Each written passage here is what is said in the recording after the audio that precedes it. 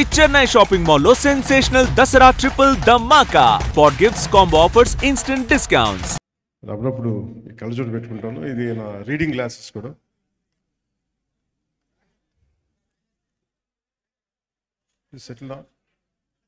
Settle down fast please. Harish settle down. కూర్చోండి ఎంతసేపు.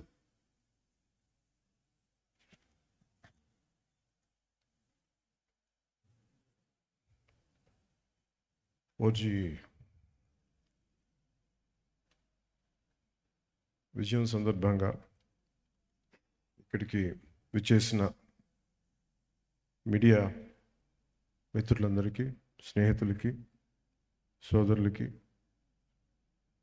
సోదరీమణులందరికీ OG unit తరఫున మీ అందరికీ నా హృదయపూర్వక నమస్కారాలు. హృదయపూర్వకంగా స్వాగతం తెలుపుతున్నాను. మా అందరికీ ఇది చాలా చక్కటి అనుభూతి.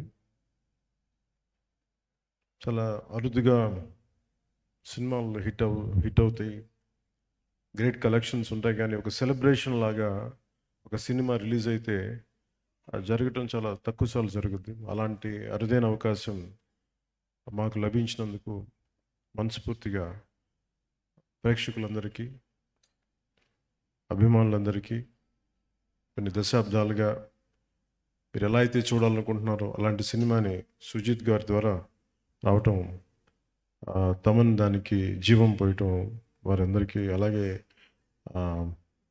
రవికి చంద్రన్ గారి అద్భుతమైన ఫోటోగ్రఫీ,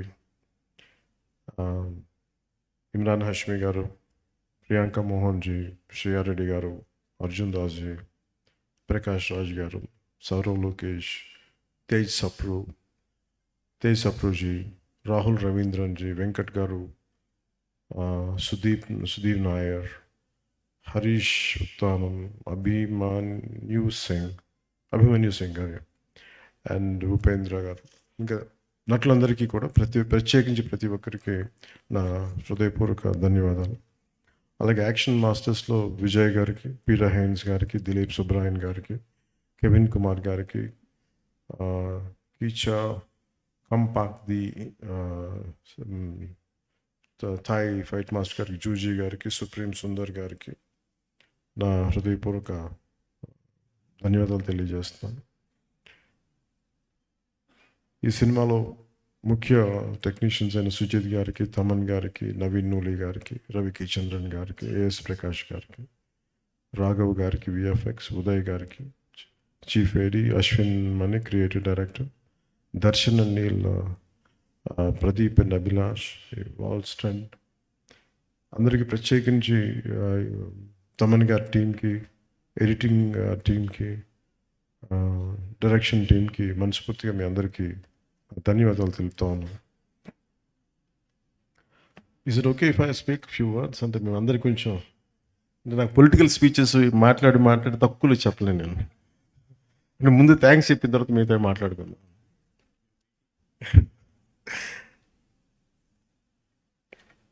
ఫిల్మ్ నాకెప్పుడు మేబీ పాలిటిక్స్లో ఉండొచ్చు,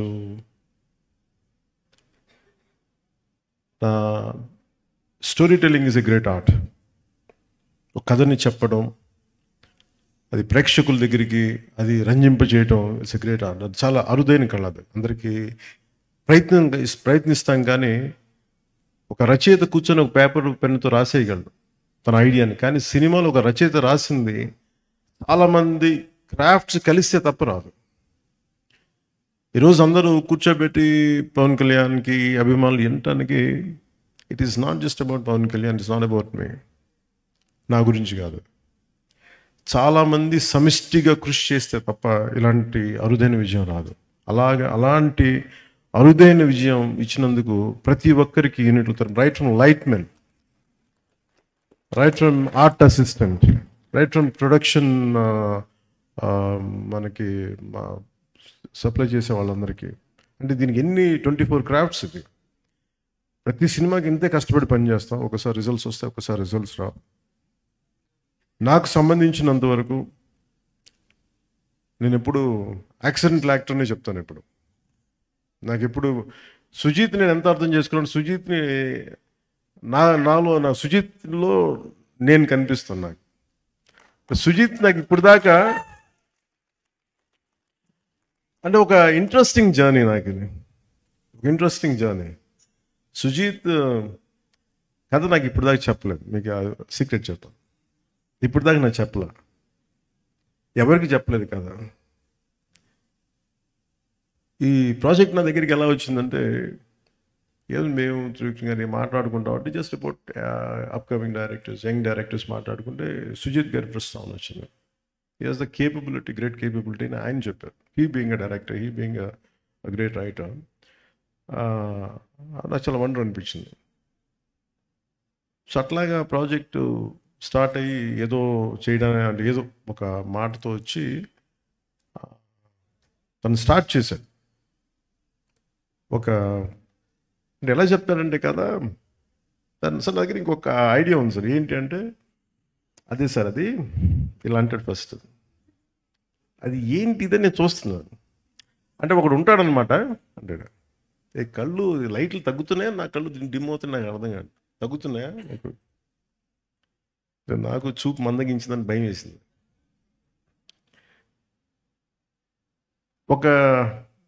అంటే ఇప్పుడు ఉదాహరణకి సార్ బ్యాక్ స్టోరీ సార్ అంటాడు. ఆహా అన్న, నాకు 5 నిమిషాల్లో నాకు నాకేం చెప్పాడు, విజువల్ ఫ్లో చూపించాడు, ఒక విజువల్ బుక్ చూపించాడు. ఇట్లా ఉండొచ్చు సార్ పాసిబ్లీ, ఇది థాట్ అని. అందులో ఏంటో ఒక సమురాయ్ కత్తి ఉంది, ఒక జపనీస్ డ్రెస్ ఉంది, ఒక గ్యాంగ్స్టర్లు పట్టుకున్న తుపాకులు ఉన్నాయి, కొన్ని దాంట్లో డైలాగ్స్ కూడా ఏం లేవు, ఓన్లీ విజువల్ ఉంది. నేను చూశాను. సరే నాకు అర్థం అవుతుందంటే నేను ఇంకొక 5 days తర్వాత వస్తాను సార్, మొత్తం ఐడియా పట్టుకొచ్చాను. కానీ 5 days తర్వాత పట్టుకొచ్చి కంప్లీట్ ఐడియా చెప్పలేదు నాకు. అదే ఇంకొంచెం ఎక్స్టెన్షన్ చేసి చెప్పాను. నాకు అంటే ఆ థాట్ చూసి నేను ఆ రోజు బుక్ అలా ఏదో ఫ్లో పెడితే నా కొడుకు వకీరా బుక్ చూసి క్వైట్ ఇంట్రెస్టింగ్గా, చాలా ఫ్యాసినేటింగ్ ఫీల్ అవుతున్నాడు. తెగ చూస్తున్నాడు, ఇది చాలా బాగుంది, ఇదే ఇదో ఇంట్రెస్టింగ్ ఉందనేది కాన్స్టెంట్గా అడిగింది. అప్పటికి రాశాడు ఓజీ, ది కాలింగ్ ఓజీ అని. నాకు అర్థం కదా. సో నాకు ఇది, he is the director for Gen Z Sujeeth.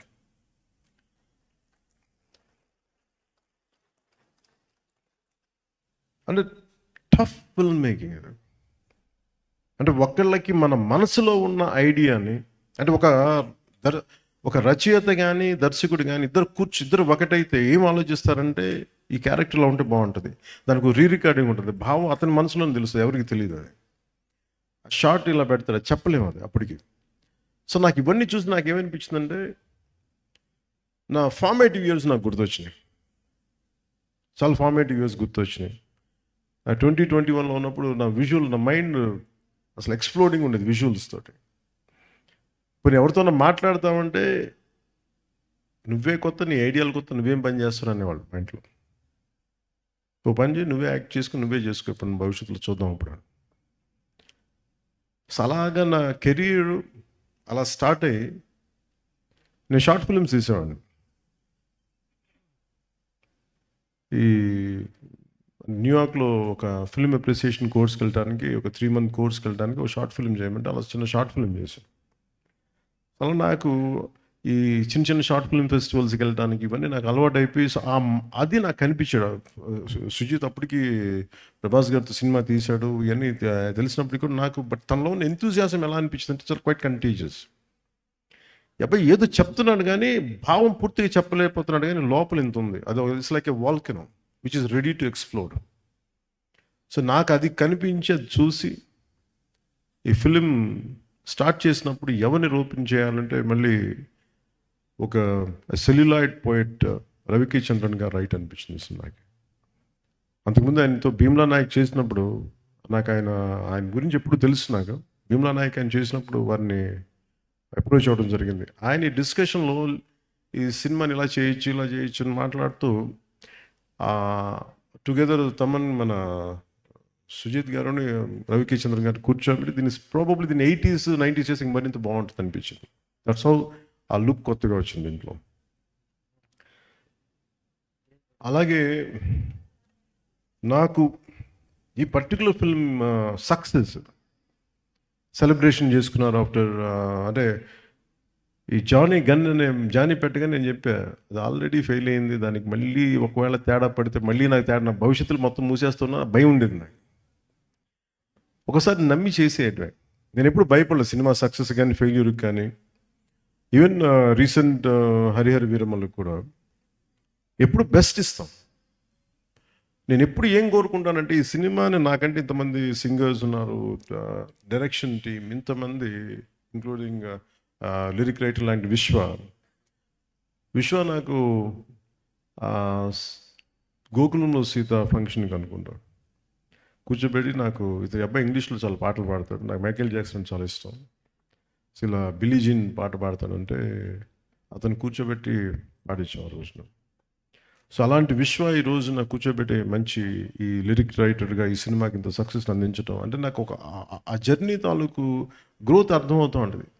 అంటే ఎక్కడో ప్రారంభమై మనందరం చిన్నగా ప్రారంభమై ఒక 2 decades తర్వాత హౌ డు వి ఎక్స్పాండ్, ఆ గ్రోత్ నాకు చాలా ఆనందాన్ని ఇచ్చింది.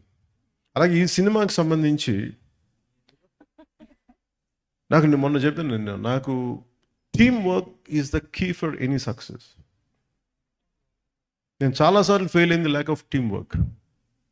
నా ఎఫర్ట్స్ ఎప్పుడు తగ్గవు. నా ఎఫర్ట్స్ ఈ సినిమాకి ఎంత పెట్టిన అన్ని సినిమాలకి ఇంత పెట్టి ఒక ఇంచు కూడా, ఇన్ఫాక్ట్ చెప్పాలని నాకు అంత బరువు ఇవ్వలేదు సుజిత్ ఈ సినిమా మేకింగ్లో.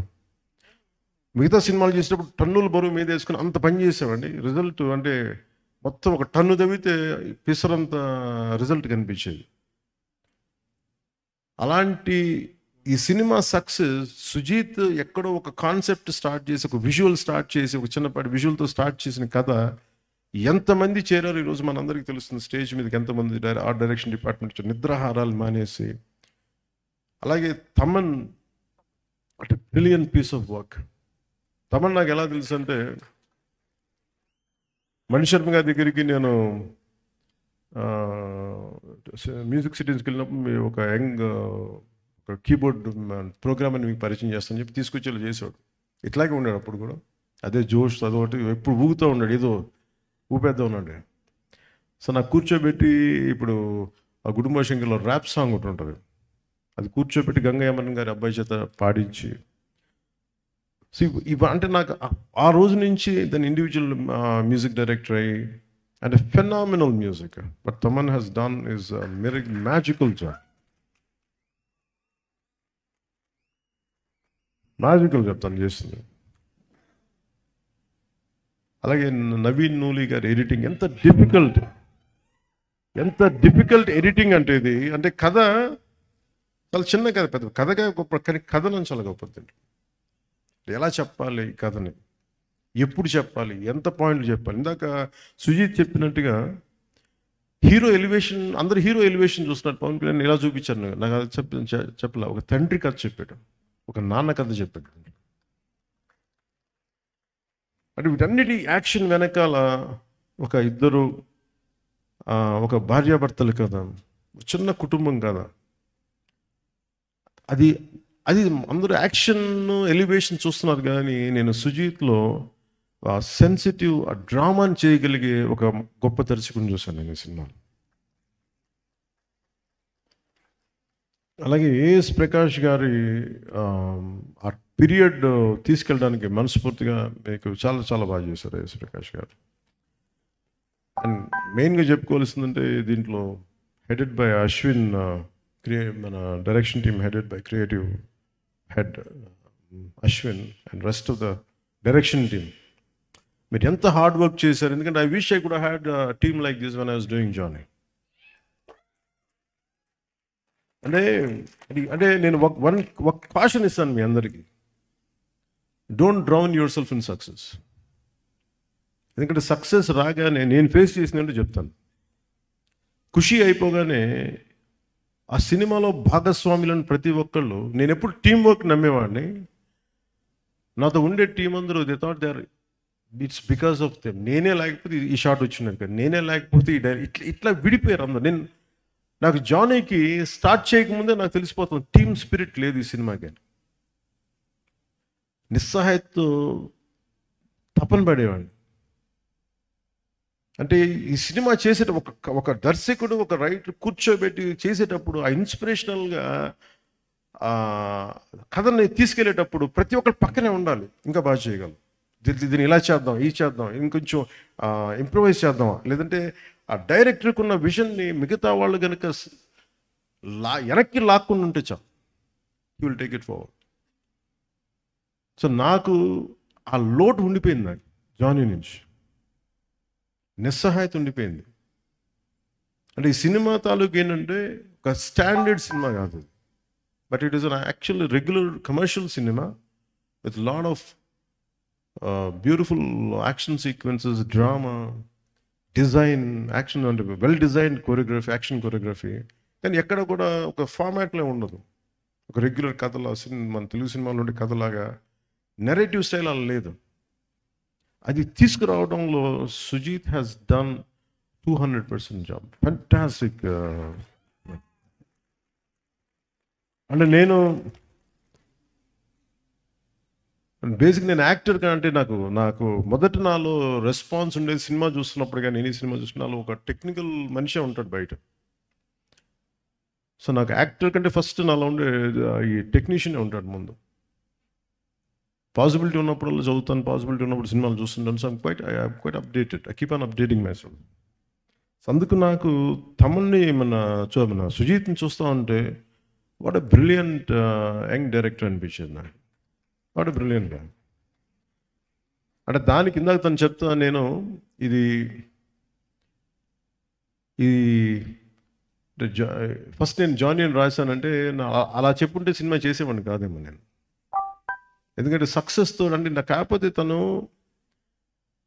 నాకు ఎక్కడో నా జీవితంలో ఒక చిన్నపాటి ఒక గిల్ట్ ఉంటుంది. నేను ఇంకొంచెం తప్పన పడి చేస్తుండాల్సింది, నేను ఇంకొంచెం అందరినీ నో చెప్పి చేస్తుండాల్సింది అని ఎప్పుడో గిల్ట్ ఉంటుంది నాకు. ఆ లోటుని సుజీత్ తీర్చాడు నాకు ఈరోజు.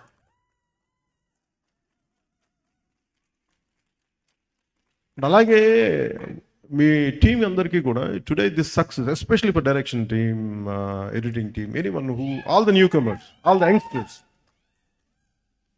I wish you bright future. అంటే థండరస్ ఫ్యూచర్ని కోరుకుంటున్నాను మీ అందరు. కాదు ఒక్కటి గుర్తుపెట్టుకోండి, don't get carried away by success.